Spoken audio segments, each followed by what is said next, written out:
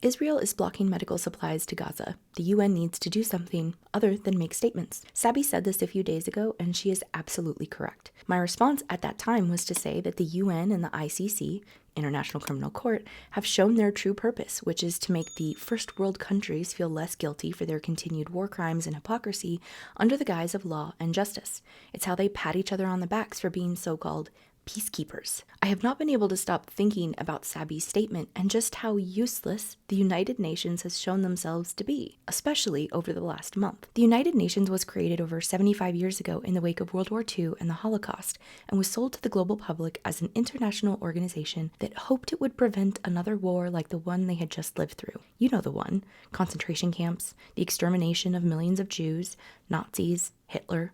The global leaders of the world at that time recognized our human nature and penchant for war and genocide, and figured it would be a good idea to not have that happen again. So the United Nations was formed via a charter ratified by China, France, the Soviet Union, the United Kingdom, the United States, and a majority of other signatories. A quick look at history is not good for the United Nations brand of preventing another war, as we have seen wars in multiple regions since its formation. While they have not been designated as world wars, there have been 478 wars in the last 76 years, many of them being civil wars. But this number does include the last 20 years of the war on terror. And let's not forget the current war waging between Ukraine and Russia. The useless nations are showing themselves to be just like our other so-called institutions that have shown their true colors over the last few years. Their ineffectiveness and facade of doing something about our problems, but are in reality just pushing paper, bureaucratic red tape, and patting each other on the back for calling resolutions to the floor that they can tell the global public,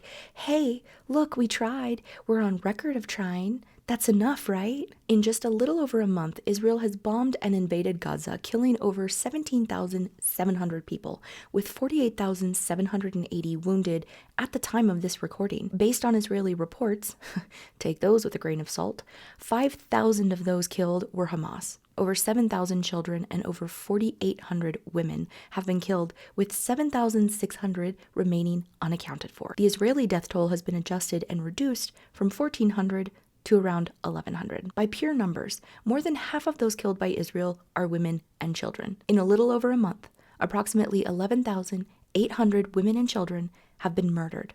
And all the United Nations does is call for a vote for a ceasefire, which took over a month, where 13 of 15 nations are in favor of a ceasefire, but one nation, the United States, has the ability to veto and override the majority, a nation that is supporting the genocide, war crimes, and indiscriminate acts of Israel in Gaza and all of Palestine. The US is complicit, and the only reason at this time that Israel is still standing. That the desires of the many is overridden by the corruption and war profiteering aims of the United States shows just how useless the United Nations is. If the UN has any hopes of trying to rebuild their character and brand, they will make, like the League of Nations, realize they are not the global organization they tout themselves to be, and actually form a true international conglomerate that takes genocide, apartheid, and war crimes seriously. This is not just about Palestine.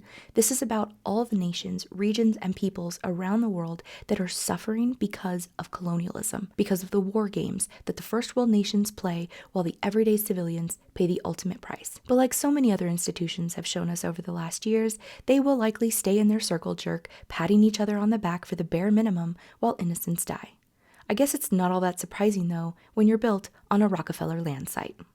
Mic drop. Well, thank you so much for watching. If you liked this video, please hit that thumbs up and also subscribe to the channel so that you don't miss out on videos coming out every single week. And let me know down in the comments below what you think of the United Nations. Do you see them as useless, or am I being too harsh? Let me know down in the comments below.